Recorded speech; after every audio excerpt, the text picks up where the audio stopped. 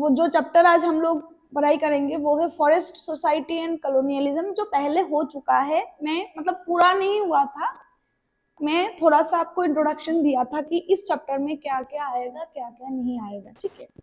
तो ये आपका टेक्सचुअल रीडिंग करेंगे आज हम, मतलब टेक्स्ट बुक से पढ़ाई करेंगे और भी कुछ जानेंगे फॉरेस्ट के बारे में, सोसाइटी के बारे में एंड ऑफ कोर्स कॉलोनियलिज्म के बारे में, ठीक है।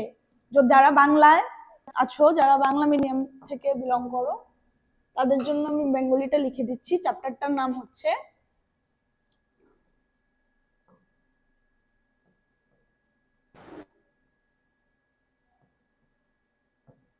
অরণ্য সমাজ এবং ঔপনিবেশিকবাদ।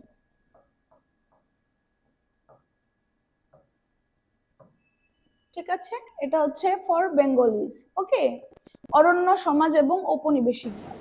Hello ma'am. Yes. What subject? कौन सा subject? Yes ma'am. History. Chapter? Chapter है वो forest society and colonialism. Okay, so इसमें हम लोग क्या जानेंगे, ये जो चैप्टर है हम लोग इसमें हम लोग जानेंगे अबाउट फॉरेस्ट, अबाउट सोसाइटी जो कॉलोनियलिज्म के टाइम में था, end of course about colonialism कि उस टाइम पे कॉलोनियलिज्म कैसा था। ठीक है, देखो, टेक थोड़ा सा इंट्रो देखो। Take a quick look around your school and home and identify all the things that come from forest. हम जो कुछ भी देखते हैं, ठीक है, अगर आप स्कूल में जाओ या फिर आप आपके घर में या घर के जो एनवायरनमेंट है उसको देखो, तो आपको बहुत कुछ चीजें ऐसा नजर आएगा जो फॉरेस्ट से आता है, जो पेड़ों से आता है या फिर जंगल से आता है, जो, ठीक है। क्या क्या है? The paper in the book you are reading, जो अभी आप जो जिस बुक से, जिस नोटबुक पे आप लिखती हो, जिस बुक से आप पढ़ाई करते हो, उस बुक्स का जो पेपर आता है, उस नोटबुक्स का जो पेपर आता है, वो सब कुछ फॉरेस्ट से आता है, पेड़ से बनता है, ठीक है। डेस्क्स एंड टेबल्स, हम लोग जब स्कूल में जाते हैं तो हम लोगों को क्या बेंचेस मिलते हैं, डेस्क टेबल मिलते हैं, वो भी काठ से बना होता है, वुड से बना होता है, वो भी फॉरेस्ट से आता है। डोर एंड विंडोज, हमारा घर का जो डोर्स होते हैं, जो विंडोज होते हैं, वो भी वुड से होता है।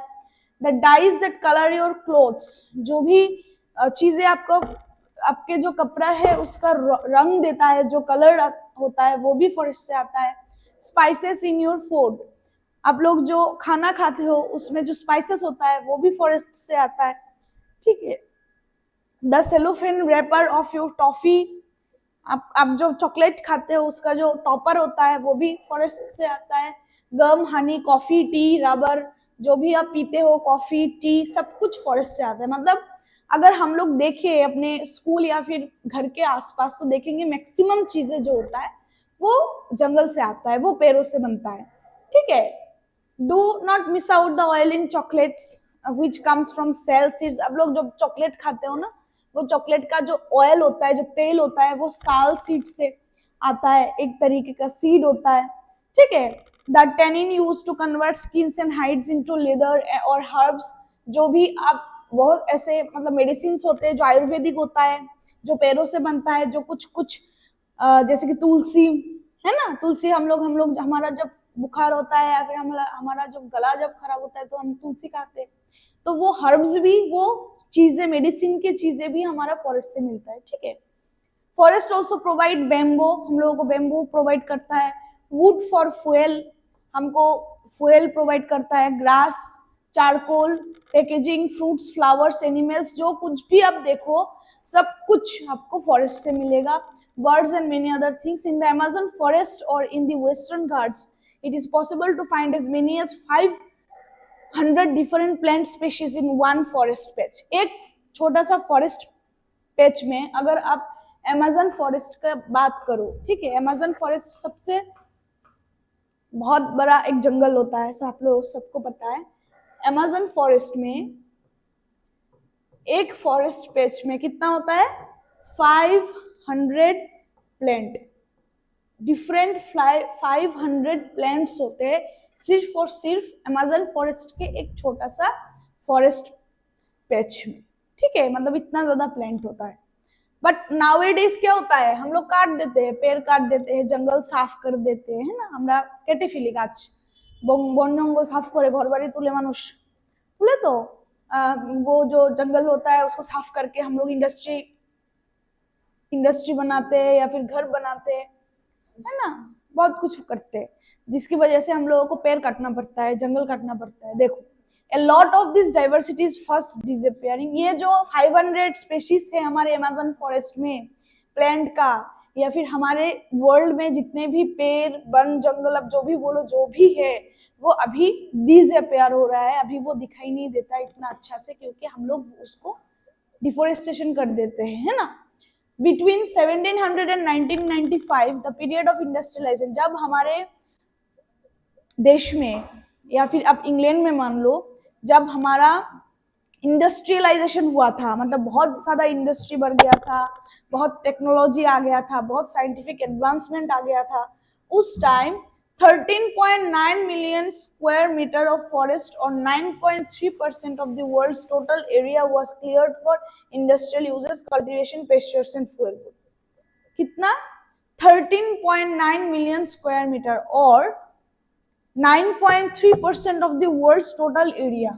अगर हम लोग पूरा वर्ल्ड को देखें तो उससे 9.3% 1995 तक, 1700 से लेके 1700 থেকে 1995 পর্যন্ত, ঠিক আছে, ইন্ডাস্ট্রিয়ালাইজেশনের জন্য, যেটাকে আমরা শিল্পায়নের যুগ বলি, যে সময় শিল্পায়ন ঘটেছিল, অলরাইট, उस टाइम पे 13.9 million square kilometre of forest, और हम लोग अगर पूरा वर्ल्ड में देखें तो 9.3% of the world's total area was cleared for industrial uses, क्योंकि हमको इंडस्ट्री बनाना था, कल्टीवेशन करना था, एग्रीकल्चर करना था, खाने का जो चीज होता है हमारा वो बनाना था, pesters and fuel would, end of course जलाने के लिए हमको वुड चाहिए था, जिसके वजह से 9.3% of the world's total area हम लोग क्लियर कर दिए थे।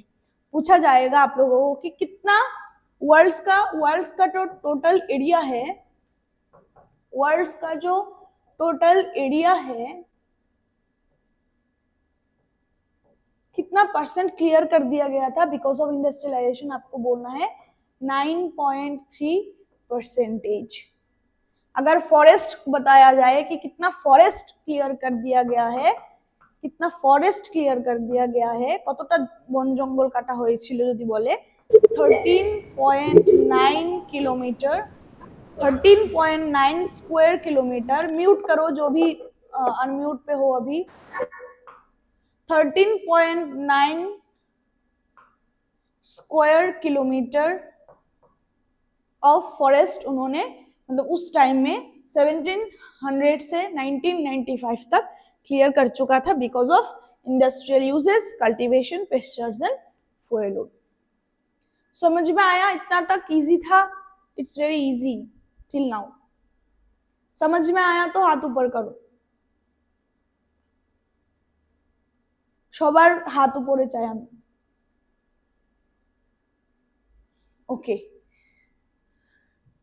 नेक्स्ट और भी थोड़ा सा जानेंगे हम लोग, वाई डिफोरेस्टेशन, क्यों पेड़ काटना है। डिफोरेस्टेशन मतलब जो जंगल को हम लोग साफ कर देते हैं ना, उसको डिफोरेस्टेशन बोलते हैं। फॉरेस्टेशन मतलब होता है जंगल को रखना या फिर जंगल लगाना, बनाना, और डिफोरेस्टेशन का मतलब होता है उस जंगल को काट देना, ठीक है।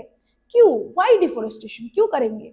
The disappearance of forest is referred to as deforestation, मतलब हमारा जो वन जंगल है, हमारा जो फॉरेस्ट है, वो जब डिसअपियर हो जाता है, जब हम लोगों को देखने को नहीं मिलता है पेड़, तब हम लोग इसको बोलते हैं deforestation. Deforestation is not a recent problem, ये अभी का कोई प्रॉब्लम नहीं है, not a recent problem. The process began many centuries ago, ये बहुत साल पहले से शुरू हुआ, but under colonial rule it became more systematic and extensive. लेकिन जब हमारे लाइक इंडिया में ब्रिटिश कॉलोनियलिज्म आया, मतलब ब्रिटिश जब आया, तब और भी हमारा जो डिफोरेस्टेशन है वो और भी सिस्टमेटिक एंड एक्सटेंसिव हो गया। एक्सटेंसिव मतलब थोड़ा सा मतलब बहुत, एक पहले छोटा होता था अभी बड़ा हो गया, जो पेड़ काटना ज्यादा हो गया, एंड सिस्टमेटिक वे में होता। Let's look at some of the causes of deforestation of India. अब कॉजेज आपको पूछा जाएगा एग्जाम में, what are the causes of deforestation in India. मैं क्वेश्चन लिख रही हूं, आप नोटबुक में लिख लो। What are the causes of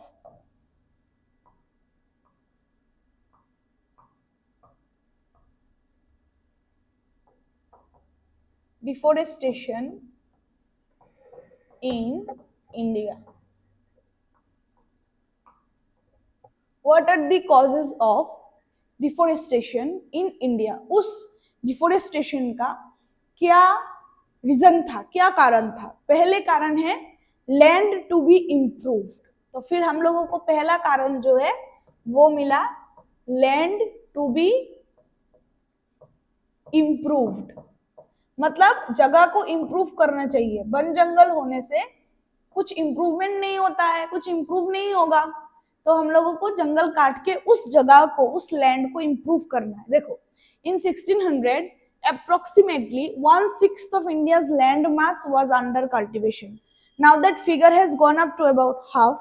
As population increased over the centuries and the demand for food went up, peasants extended the boundaries of cultivation. देखो, पहले के जमाने में लोगों का जो पॉपुलेशन का जो एक रेट था, पॉपुलेशन क्या होता है?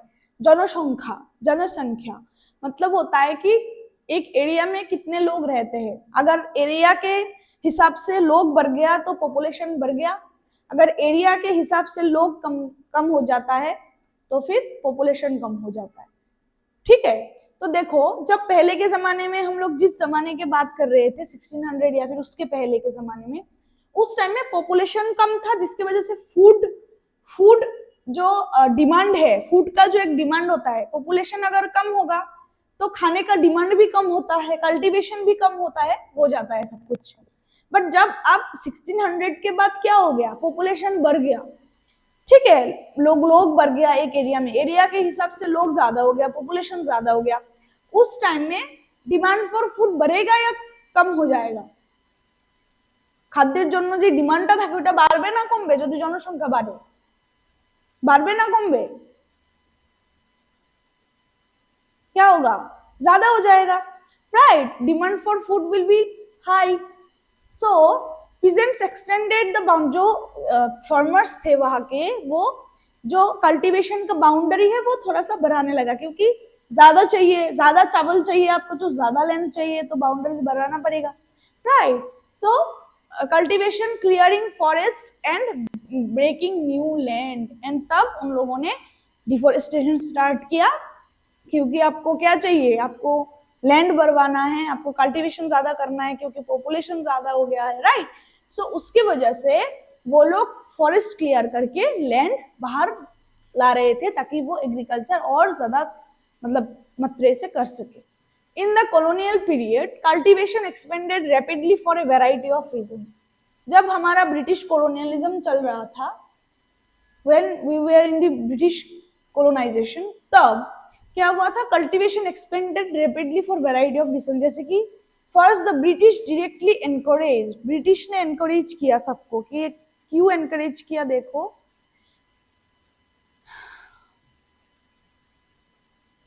British directly encouraged the production of commercial crops. हाँ, ब्रिटिश का तो मकसद एक ही था, बिजनेस करना इंडिया में, राइट? भारते ব্যবসা করার জন্যই ব্রিটিশরা ভারতে এসেছিল इंग्लैंड থেকে, राइट? सो उन लोगों का यही मानना था कि एग्रीकल्चर को सिर्फ और सिर्फ खाने के लिए मत करो, उसको कमर्शियल क्रॉप बनाओ, मतलब हम इतना बड़ा एग्रीकल्चर बनाओ कि उससे हम बिजनेस कर सके, उससे हम कुछ कमा सके, उससे हम इंपोर्ट एक्सपोर्ट का बिजनेस कर सके, ठीक है? तो उन्होंने एक सजेशन दिया, जो पीजेंट्स था, जो फार्मर्स था उस टाइम के, कि the production of commercial crops के बारे में उन्होंने बोला कि jute, sugar, wheat and cotton.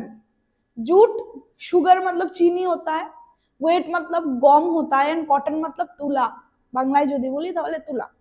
এই যে ক্রপস গুলি বা শস্যগুলি আমরা বললাম যে jute, sugar, wheat and cotton, ये चीजें कमर्शियल क्रॉप्स होते हैं, मतलब इसको लेके हम लोग कमर्शियल मतलब बिजनेस कर सकते हैं, इसको लेके हम लोग इनकम कर सकते हैं, ठीक है। इसको लेके इसको अगर हम इंपोर्ट करें, इंपोर्ट एक्सपोर्ट करें तो हमको कुछ मिलेगा, इनकम आएगा, पैसा आएगा। तो सिर्फ खाने के लिए नहीं बल्कि कॉमर्स के लिए, बिजनेस के लिए भी आपको क्रॉप बनाना चाहिए। कौन बोल रहा है? ब्रिटिश, ठीक है।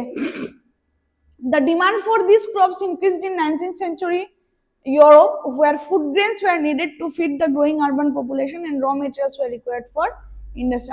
अब 19th सेंचुरी के बाद और 19th सेंचुरी के टाइम थोड़ा सा उस फूड क्रॉप जो है, जूट या फिर शुगर या फिर व्हीट और कॉटन जो है, उस क्रॉप्स के थोड़ा सा डिमांड बढ़ने लगा। तो अगर आपको पूछा जाए, इधर एक क्वेश्चन होता है आप लोगों का कि what are the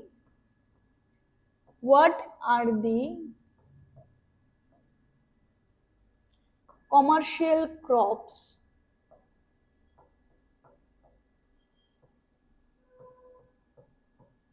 in 19th century? आपको लिखना है jute, sugar, wheat and cotton.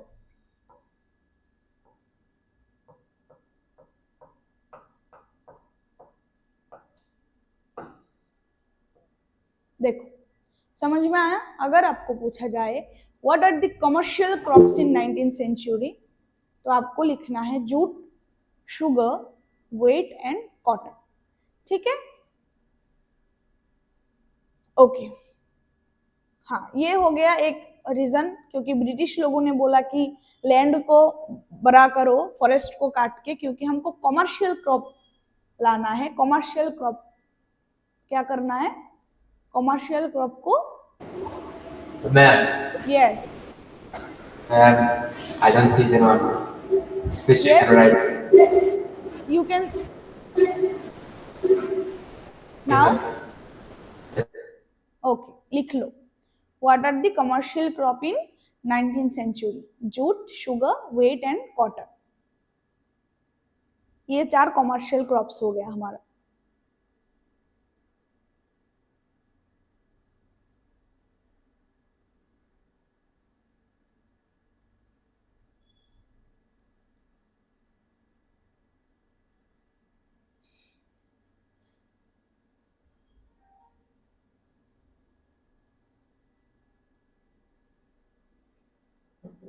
Complete हो गया आप लोगों का?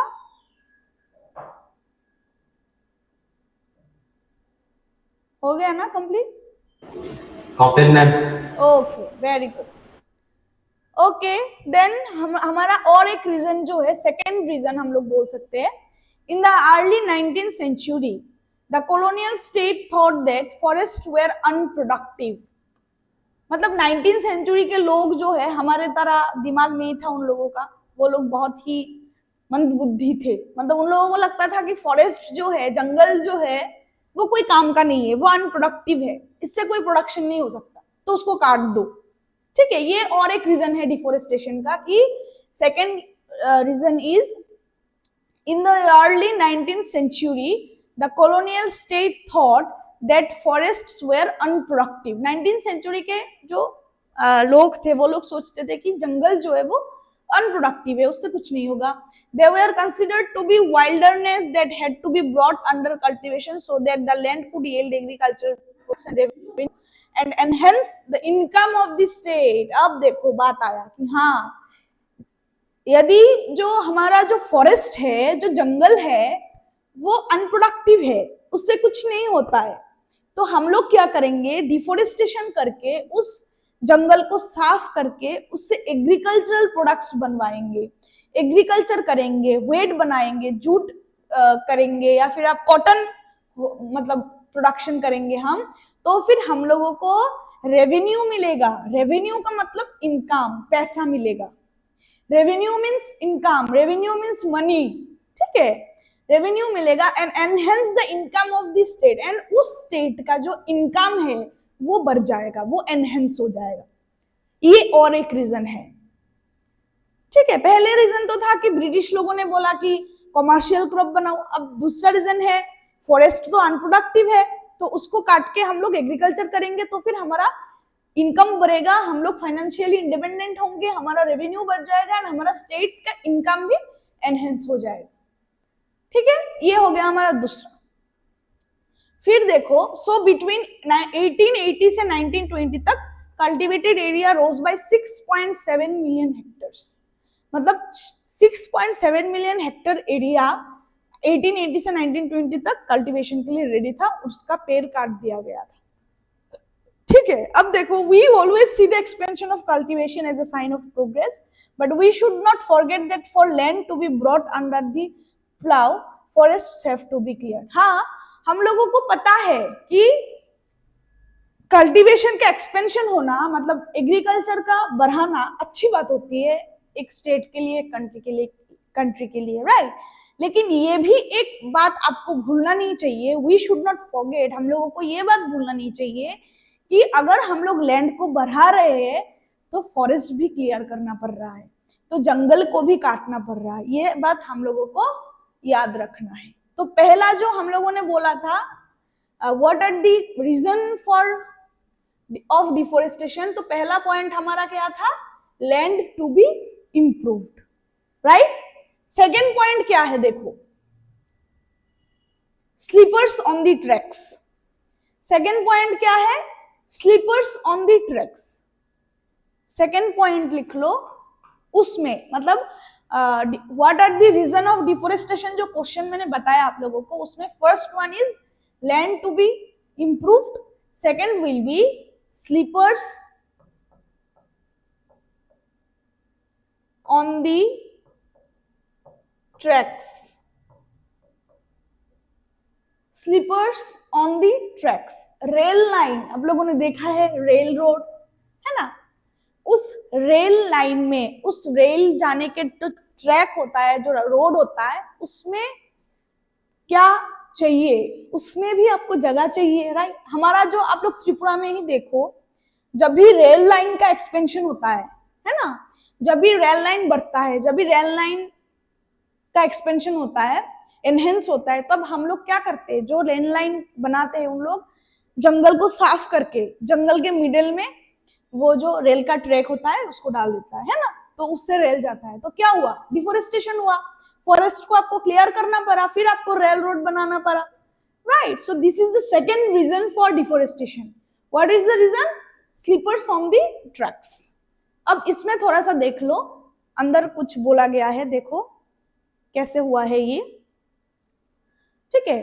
Bye the early 19th century oak forests in England were disappearing. अब देखो, ओक एक ट्री होता है, ठीक है, ओक जो है, ओक एक ट्री होता है जो बहुत ही मतलब स्ट्रॉन्ग एक ट्री होता है, जिसका वुड बहुत ज्यादा स्ट्रॉन्ग होता है, ठीक है। तो वो एक फॉरेस्ट होता, मतलब ओक ट्री जिसमें रहता है उसको हम ओक फॉरेस्ट बोलेंगे। Oak forest in England were disappearing, England में ओक फॉरेस्ट डिसअपियर हो गया, मतलब दिखाई नहीं देता था, काट देते थे लोग। This created a problem of timber supply for the royal navy. अब जो नेवी होता है, जो जहाज होता है ना बड़ा बड़ा, उसमें भी वुड का, उस ओक ट्री का वुड का इस्तेमाल होता है, यूज होता है, ठीक है। तो अब तो प्रॉब्लम हो गया कि कैसे हम लोग रॉयल नेवी बनाएंगे। How could English ships be built without a regular supply of strong and durable timber. अब कैसे ब्रिटिश का जो नेवी है, ब्रिटिश का जो शिप्स होता है, ब्रिटिश का जो इंग्लिश का जो जहाज होता है, उस जहाज अब कैसे बनेंगे अगर उस स्ट्रॉन्ग मतलब बहुत शक्तिशाली, या फिर उस ड्यूरेबल मतलब बहुत टाइम तक चलता है ये ओक ट्री का वुड, ठीक है। ये ओक ट्री का जो काठ होता है, ये ओक ट्री का जो वुड होता है, वो बहुत ज्यादा दिन टिकता है एंड स्ट्रॉन्ग भी होता है। तो अगर ये डिसअपियर हो गया तो वो कहाँ से मिलेगा, तो फिर इंग्लिश लोग कैसे, मतलब वो जो लाइक ओक ट्री जो नहीं है अभी, तो फिर जहाज कैसे बनाएंगे वो लोग। How could imperial power to be protected and maintained without ships. अगर शिप्स नहीं बनाए तो इंपीरियल पावर प्रोटेक्ट कैसे रहेंगे, जो पावर होता है ब्रिटिश का वो प्रोटेक्टेड कैसे रहेगा अगर वो शिप्स में नहीं जा पाए, अगर वो क्रॉस नहीं कर पाए जल रोड, जल का जो रास्ता होता है, ठीक है। By the 1820s search parties were sent to explore the forest resources of India. अब उन लोगों के मन में आया कि हमारे इंग्लिश में, हमारे इंग्लैंड में तो ओक ट्री खत्म है, ओक ट्री डिसअपियर हो गया, हम लोग शिप्स कैसे बनवाएंगे। तो उन्होंने बोला कि जाके देखो इंडिया के फॉरेस्ट में, हमारे भारत जो है, हमारे नाइबरिंग या फिर हम लोग जिसमें अभी कोलोनाइज कर रहे हैं, अभी हमारा जिसमें दखल है, उस इंडिया में ओक फॉरेस्ट है या नहीं है वो देखो। फिर उन्होंने within a decade trees were being felled on a massive scale and vast quantities of timber were being exported from India. अब उन लोगों को इंडिया में बहुत फॉरेस्ट मिला, बहुत बहुत लार्ज फॉरेस्ट रेवेन्यू है हमारा इंडिया में, था, अभी नहीं है, अभी तो मतलब काट के बहुत कम हो गया है, अभी उस टाइम में बहुत फॉरेस्ट था। उस फॉरेस्ट को काट के वो लोग ले जाते थे अपने पास शिप्स बनवाने के लिए, जहाजें बनवाने के लिए, ठीक है। फिर ये हो गया एक आपका डिफोरेस्टेशन का और एक reason. And the spread of railways from the 1850s created a new demand. अब रेलवे कब स्टार्ट हुआ था, आपको पता है इंडिया में रेलवे कब स्टार्ट हुआ था? 1950 के बाद, 1950 সালের পরে, ठीक है। तो जब रेलवेज का स्प्रेड हुआ, रेल जो रोड होता है उसका जब स्प्रेड हुआ, तो और एक न्यू डिमांड आ गया। Railways were essential for colonial trade and for the movement of imperial troops. Railway क्यों चाहिए? रेलवे बिजनेस के लिए चाहिए, है ना, रेलवे कॉलोनियल ट्रेड के लिए चाहिए। To run locomotives food was needed as fuel and to lay railway lines shippers were essential to hold the tracks together. Each mile of railway track required between 1760 and 2000 sleepers. देखो अब rail road के लिए जो fuel होता है ना, rail जिससे चलता था उस टाइम में, वो काठ था, वो वुड था, तो वुड चाहिए जिसकी वजह से आपको फॉरेस्ट को कट करना है। एंड देन आपको अगर ट्रैक बिठाना है, रेलवे ट्रैक अगर आपको बैठाना है तो क्या करना होगा आपको? रेल रोड अगर आपको बिठाना है तो क्या करोगे? डिफोरेस्टेशन करोगे, फॉरेस्ट काट के उस जगह को खाली करके फिर आपको रेल रोड बनवाना है, राइट। फिर देखो from the 1860s the railway network expanded rapidly. By 1890s about 25,500 kilometre of track had been laid in. देखो 1890 में कितना track? 25,500 track. In 1946 the length of the tracks has increased to over 7,65,000 kilometer. As the railway tracks spread through India, a larger and larger number of trees were felled. हमारा India में जब railway आया तो बहुत बहुत जो trees है हमारा बड़ा बड़ा वो काटने लगे, वो फेल हो गया, ठीक है। As early as in 1850s in the Madras presidency alone 35,000 trees were being cut annually for sleepers. देखो उस रेल लाइन के स्लीपर्स बनवाने के लिए 1850 में मद्रास प्रेसिडेंसी से 35,000 trees were being cut annually for sleeper. एक साल में 35,000 ट्रीज को कट कर दिया था वो लोग, because of the sleeper of rail, because of the sleeper of railways, ठीक है। 35,000 trees. The government gave out contracts to individuals to supply the required quantities. These contractors began cutting trees indiscriminately. Forests around the railway tracks first started disappearing. जब railway हमारे India में आया तब हम लोगों को देखने को मिला कि फॉरेस्ट और भी जल्दी जल्दी डिसअपियर हो रहा है और जल्दी जल्दी काटा जा रहा है फॉरेस्ट को, ठीक है। देखो समझ में आया? इतना तक आया तो हाथ ऊपर करो। ओके, ये दूसरा पॉइंट हो गया हमारा। तीसरा पॉइंट क्या है? देखो ये देखो काट कट के फिर गाड़ी में उसको बुझाई करके लेके जाने वाले लोग। Yes, third point reason for deforestation. पहले वाला था लैंड टू बी इम्प्रूव्ड, दूसरा वाला था स्लीपर्स, तीसरा वाला क्या है? प्लेंटेशन। तीसरा वाला क्या है? प्लेंटेशन। प्लेंटेशंस, ठीक है, मतलब एग्रीकल्चर। देखो, large areas of natural forest were also cleared to make way for tea, coffee and rubber plantation to meet Europe's growing need for these commodities। ये जो चा प्लांटेशन होता है, tea plantation, coffee plantation, rubber plantation की वजह से लोग forest को क्लियर कर देते थे उस टाइम पे, because to meet the need for commodities, ठीक है। The colonial government took over the forest and gave vast areas to European planters at cheap rates. These areas were enclosed and cleared for forest and planted with tea or coffee। उस जगह को खाली करके, forest को clear करके, काट के जंगल को, फिर उसमें tea plantation, coffee plantation, plantation 3 plantation क्या है, tea plantation,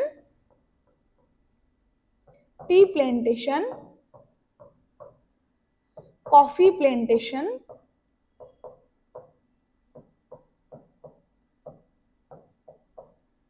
and also rubber plantation।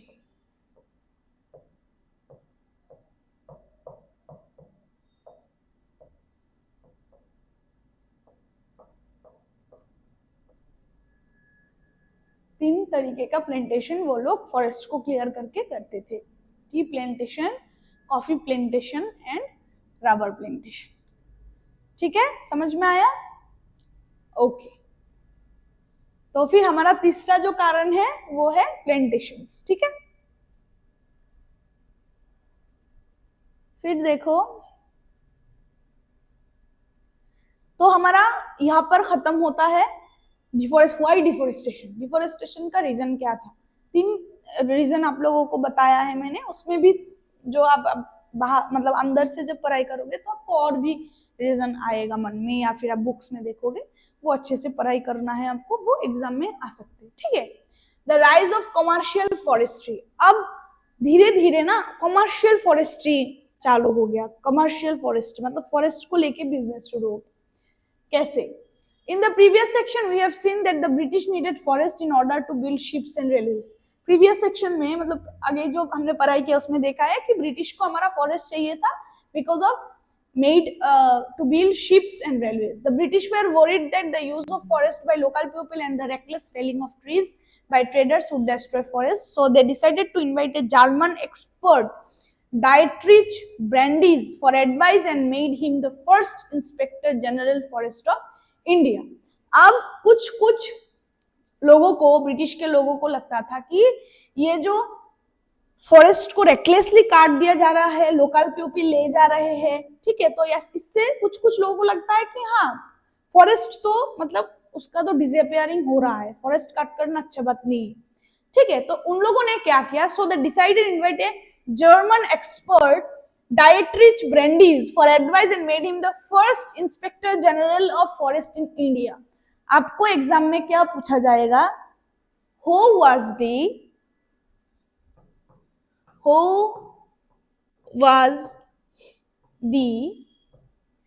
first Inspector General of forest in India? आप आंसर क्या लिखोगे? German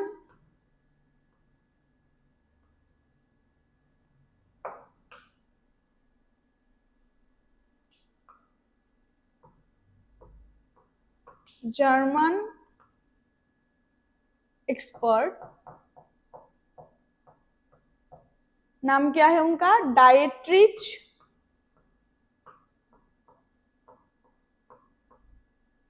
ब्रेंडीज,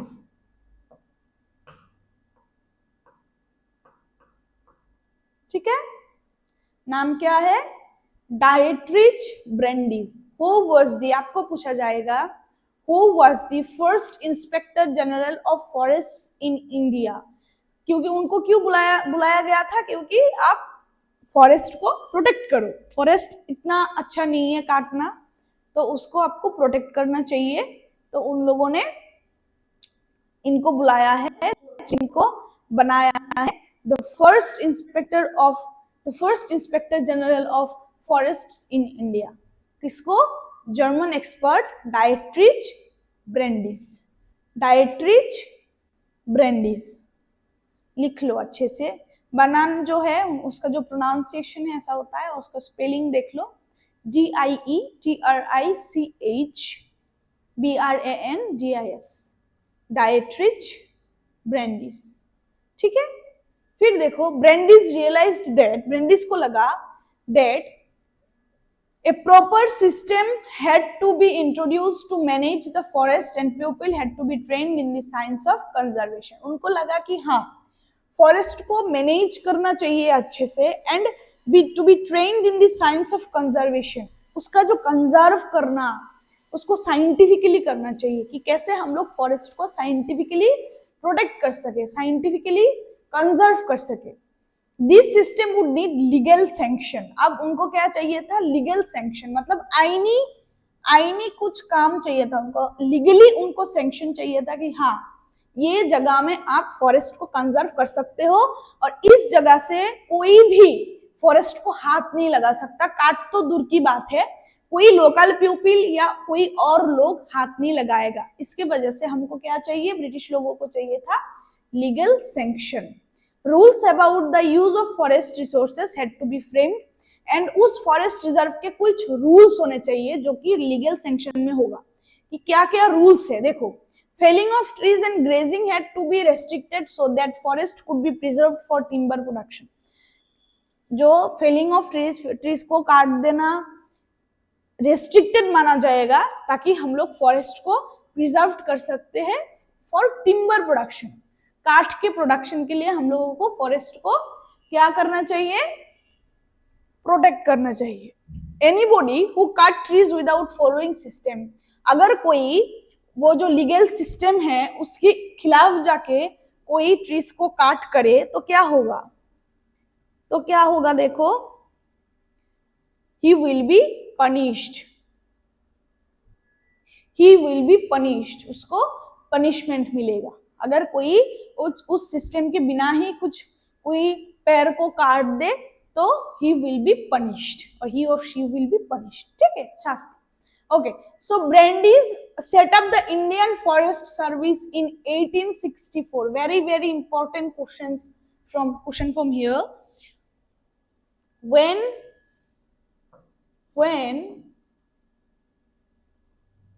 Brandeis set up the Indian forest service, कब ब्रेंडिस ने इंडियन फॉरेस्ट सर्विस को set किया था? आपको लिखना है, answer will be 1864। 1864 alright, and helped formulate the. अब इंडियन फॉरेस्ट एक्ट कब पास हुआ? और एक इंपॉर्टेंट क्वेश्चन है आप लोगों के लिए। कहाँ लिखूं मैं ये क्वेश्चन? इधर लिखती हूँ, ठीक है, ये लिख लो पहले। व्हेन ब्रेंडिस सेट अप, इधर लिख देती हूँ, ठीक है। When Indian forest act had been yes দেখতে পাও না দেখো মানে দেখতে পারি না ওকে মিউট করো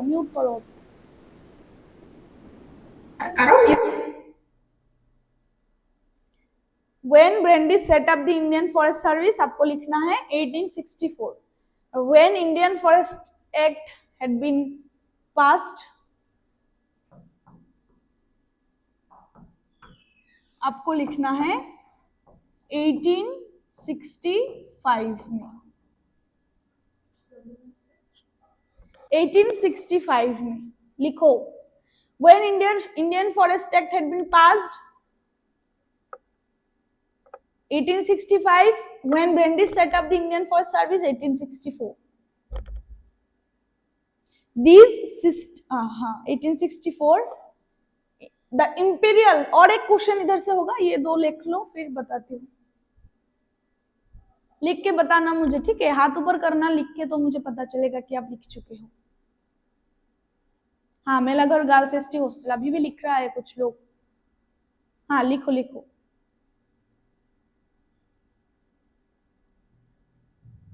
okay BC Manu, wait for some time, सब लिख ले, फिर हम लोग और एक क्वेश्चन देखेंगे, ठीक है? Please wait for some time, please wait for others.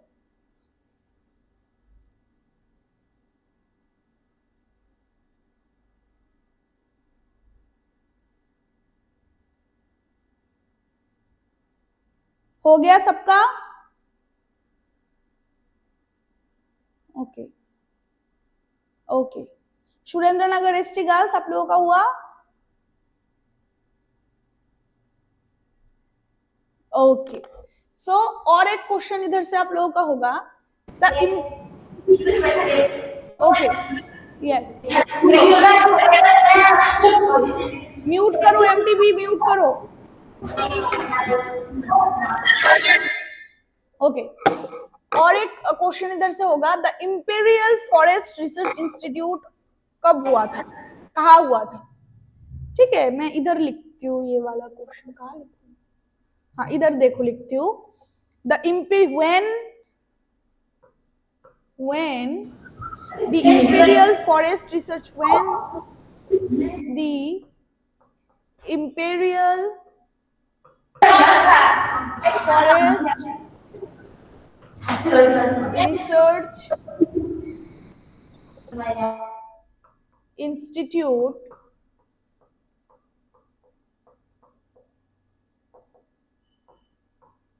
had been set up and where, कहाँ पे हुआ था, ये भी आएगा आपको।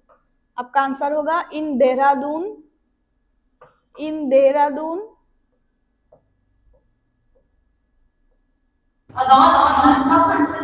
and year will be 1906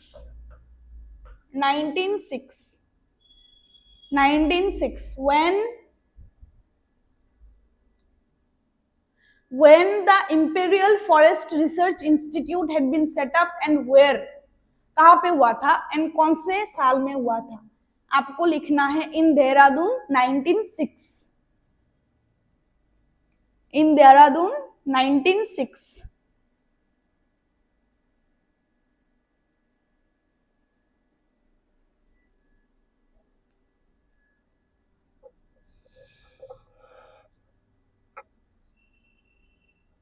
when the Imperial Forest Research Institute had been set up and where, 1906 in Dehradun. हो गया सबका? लिखो लिखो,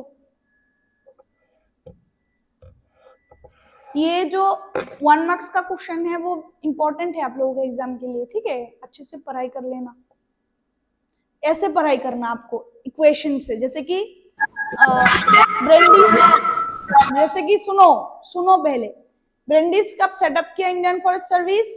1864, Indian forest act 1865, imperial forest research institute 1906, ऐसे पढ़ना है इक्वेशन पहले, फिर उसके बाद फिर उसके बाद फिर उसके बाद, ऐसे करके पढ़ाई करोगे तो याद रहेगा, ठीक है? म्यूट। ओके हो गया ना सबका? हाथ ऊपर करो। Okay very good. Okay so आज हमारा जो मतलब इतना तक हमने पढ़ाई किया, the system they taught here was called scientific forestry. ये जो साइंटिफिक वे में वो लोग फॉरेस्ट का रिजर्वेशन कर रहे हैं, फॉरेस्ट का प्रोटेक्शन के बारे में बात कर रहा है वो ब्रेंडीज, उसको हम लोग बोलेंगे साइंटिफिक फॉरेस्ट्री। क्या बोलेंगे? Scientific forestry. ओके ओके तो आज के लिए इतना ही। तो मुझे थोड़ा सा मतलब रिव्यू दे दो कि क्या मतलब समझ में आया आप लोगों को, बोलो। कौन था, who was the first inspector general of forest in India? Mute down करो, म्यूट डाउन करो। অন করা আছে ওকে বলো who was the first inspector general of forest in India